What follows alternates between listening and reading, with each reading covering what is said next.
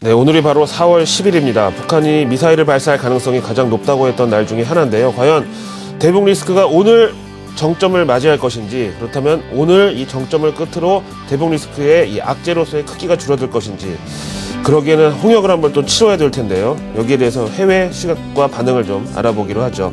다음에 국내 외국인들 과연 언제 매수로 돌아설지, 여기에 대해서도 한번 이따가 맨 마지막에 한번 짚어보기로 하고요. 다음에 미국 어닝 시즌이 개막을 했습니다. 첫 테이프를 끄는 알코아 실적, 어제 뭐 상황인지라 보여드리질 못했는데 알코아 실적 보고서를 통한 현지 월가의 투심이 어떤지 한번 알아보시죠. 먼저 북한이 미사일을 발사하는 데 대해서 가장 불편한 내색이 큰 나라 중에 하나죠. 바로 일본의 니혼 게이자이 신문 보시겠습니다. 북한의 무수단 미사일 발사에 대비해서 지난번과 마찬가지로 일본 자위대는 지금 보시는 대공포를 미리 준비해서 경계 태세에 돌입했다고 보도했고요. 이번 북한 미사일은 사거리가 최대 3,000km로 추정되고 있는데, 그러다 보니까 일본 전 지역 그리고 괌까지도 사정권에 들어있다라는 설명이고요. 일본 방위성도 자위대도 지금 현재 비상에 돌입했다라고 전하고 있습니다. 바로 이어서 신화통신 가겠습니다. 10일, 바로 오늘 북한의 미사일 발사 가능성에 대해서 우리나라 언론의 보도 내용을 인용하고 있는데요. 그렇다고 뭐 주한 중국 대사 소환이나 대피나 이런 조치들은 전혀 언급되지가 않았고요. 중국 외교부 대변인 홍레이는 기자회견을 열었는데 이 자리에서 한반도의 긴장을 조성하는 그 어떤 행동도 반대한다는 중국 정부의 입장을 전했다는 이런 내용입니다. 다음 서방 쪽의 반응을 또 보시죠. BBC 뉴스입니다. 반기문 사무총장의 인터뷰 내용과 함께 한반도 위기 상황이 통제 불능 상태죠. 극단으로 치달을 수 있다는 내용을 제목으로 뽑아놨는데요. 지금은 미사일이 아니라 진짜 아주 조그만 뭐 총성이라든지 아니면 뭐 오해를 살 수 있는 그런 아주 조그만 이 실마리도 큰 여파를 몰고 올 수 있는 아주 민감하고 긴장도가 높은 상황이라고 역설을 하고 있고요. 일단 이번 북한 사태에 대해서는 여기서 그렇다라고 얘기한 건 아니지만요. 이 논조가 거의 이제 나올 거 다 나오는 상황 아니냐. 거의 뭐 극단으로 치닫는 거 아니냐. 여기서 극단이 뭐 전쟁이나 뭐 이런 발언이 아니고요. 진짜 이제 정점에 다다르지 않았느냐. 좀 이런 얘기로 나오고 있습니다. 다음 미국 측의 의견은 어떤지 한번 들어보실까요? 로이터 통신입니다. 사진에 보시는 사무엘 로클리어 미 태평양군 사령관은 북한이 미사일을 쏘아 올릴 경우에 하늘에 뜨자마자 인터셉트 할 수가 있다.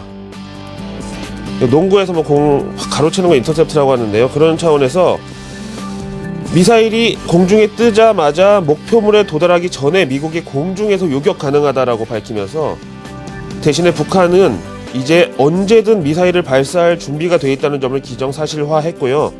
또 북한이 오늘이든 뭐 언제든 갑자기 미사일을 쏜다고 해도 백악관에서는 이거를 전혀 서프라이즈가 아니다. 그러니까 놀라운 일로 받아들이지 않을 것이라는 의연한 입장을 전하고 있습니다. 다음 내용 보시죠. 바로 USA 투데이로 넘어갑니다. 이거 어제 나온 거죠. 북한이 현재 대한민국 내 외국인에 대해서 빨리 대피하라고 권고했다는 어이없는 이 오지랖에 대해서 외신에서 다루고 있는데요. 그렇다고 실제로 국내에 있는 외국계 기업의 임원이나 공관에 대해서 뭐 이걸 보고서 진짜 한국을 빠져나가야 되겠다는 그런 사람은 아직 없다는 내용이고요. 여기에 대해서 북한 전문가로 활동하는 안드레이 랑콥, 이분이 또 리얼 노스코리아의 저자인데요. 인터뷰 내용을 싣고 있네요. 한번 들어보실까요? 북한 사람들의 생각이 뭐냐 하면은 일단 우리가 핵을 보유해서 핵 억지력, 즉 핵을 보유하는 게 오히려 안보 내지는 평화 유지에 필수적이라는 이런 개념인데요. 이런 차원에서 핵 억지력을 확보해 놓은 다음에 다시 경제에 집중할 수 있다라고 믿는 것 같은데 전혀 그렇지가 않고, 또 심지어는 핵 억지력을 확보하는 데 있어서도 현재 북한의 기술력으로 과연 핵 보유에 성공할 수 있을지조차가 미지수라고 전했습니다. 다음 내용으로 또 넘어가겠습니다. 역시 우리는 시장 관점에서 이걸 또 항상 생각을 하는데요. 자, 로이터 통신에서 지금 전하고 있는 사항은 어디까지 와 있냐면요. 일단 어제 상승한 거에 대해서 금리 인하 기대감이 반영됐다는 이런 내용인데요. 로이터 통신 지금 연결하고 있는데 바로 이어서 보시죠. 한국 증시 어제 반등한 것은 전적으로 금리 인하에 대한 기대감이었다라는 내용이 뜨고 있습니다. 함께 보시겠습니다. 어제 우리 증시 5거래일 만에 겨우 반등에 성공을 했는데 이는 전적으로 이번 금통위에서 금리를 인하할 것이라는 기대감 때문이라고 설명합니다. 그야말로 지정학적 리스크로 한국 증시는 최근 미국, 일본, 유럽 등과 반대 디커플링도 아니고 이건 완전히 역동조화 4개월 내 최저로 급락한 수준에서 그대로 머무르고 있다는 내용이고요. 글로벌 대형 펀드들이 한국 주식을 연일 대량 매도하고 있고 엔화 가치가 연일 급락하고 있는 것도 역시 한국 증시 약세의 원인으로 꼽았습니다. 이에 따라 코스피 VIX 지수로 최근 들어서 급등을 했고 앞에서 언급한 외국계 펀드의 한국 주식 매도 규모는 지난주 말 기준으로 1조 3,800억에 달한다는 자료를 제시하고 있네요. 공포지수라는 VIX 지수 아시죠? 이게 뭔가 생각하실 텐데 코스피에도 이 VIX 지수를 만들어서 공시를 하고 있거든요. 이게 갑자기 올라갔다는데 얼마나 올라갔나 한번 보실까요? 지금 화면에 나오는 대로 당연히 대북 리스크 때문에 한번 꿈틀었다가 다시 안정되다가 이번에 다시 이렇게 급등하고 있는 구간이 보이시죠? 하지만 역시 정점에서는 약간 내려와 있는 상황이죠. 그래서 시장은 항상 미리 반영을 하고 미리 반응을 하는데 리스크에 대해서 미리 반응을 해서 급등을 했다가 약간 조금 상승분을 반납한 상황이다. 이렇게 보시면 되겠습니다. 금통이 바로 내일이잖아요. 얘기 나온 김에 외신 반응 또 하나 보실까요? 블룸버그 통신에서 전합니다. 남북 대치 상황이 지속되고 있는 상황에서 내일 있을 한국은행 금융통화위원회에서 금리를 인하할 것으로 예상한다는 제목이고요. 블룸버그 뉴스의 자체 서베이 결과 20명의 이코노미스트들 가운데 17명이 이번에 한국은행이 금리를 내릴 것이라고 응답한 결과를 올려놨습니다. 20명 가운데 17명이면 85% 정도 되는 거죠. 이 정도의 사람들이 금리 인하를 예상한다. 이렇게 보고 있습니다. 어깨가 무거울 수밖에 없는 한은 김중수 총재의 사진을 블룸버그 통신에서 올려놨네요. 자, 누가 뭐래도 미국은 지금 어닝 시즌이 이미 스타트를 했습니다. 비록 우리 증시에 아직 영향을 주지는 못하고 있지만은요. 알코아가 첫 테이프를 끊었는데요. 알코아 실적 보고서 보시겠습니다. 사실 어제 장 마감 후에 실적을 공개했거든요. 알코아의 2013년 1분기 실적 보고서 사측에서 직접 제공한 자료로 보고 계시는데요. 일단 예상치는 넘어선 실적 호조로 평가는 됐지만 순이익이 11센트에 불과하고요. 예상치를 딱 1센트 정도 초과한 결과입니다. 우리 돈으로 한 12원 되나요? 다른 때 같으면 근데 우리나라 알코아 실적 호조에 대해서 현대제철이니 고려아연이니 이런 비슷한 업종의 외국인들 매수세가 좀 들어오면서 알코아 효과를 같이 공유를 했을 텐데 지금 때가 때인 만큼 그런 영향은 어제 없었습니다.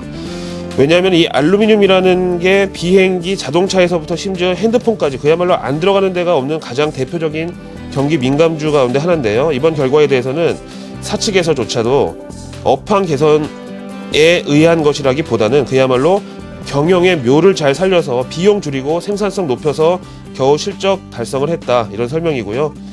북한 이슈만 아니면 우리도 미국 어닝 시즌 혜택을 좀 볼 수 있을 텐데 북한 리스크가 제거되고 난 뒤에 갑작스럽게 이런 실적 호조에 대해서 반영을 할 수도 있다는 점을 알아두시고요.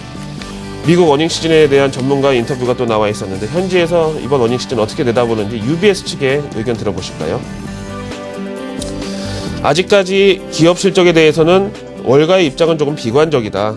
그리고 이번 실적 시즌에도 역시 기업들은 예상치를 상당히 많이 눌러놓은 상태라고 얘기를 했고요. 대부분 고용이나 고정비 지출을 줄이고 수익성을 강화해서 지금 미국 기업들의 영업 마진율은 사상 최고치에 와 있다라고 합니다. 근데 이런 식으로 매출은 그대로 있는데 앞서 보신 알코아처럼 비용을 줄여서 수익 창출을 늘리는 것이 과연 앞으로 지속 가능한지에 대해서 조금 회의적이다, 의문이다 이렇게 표현했고요.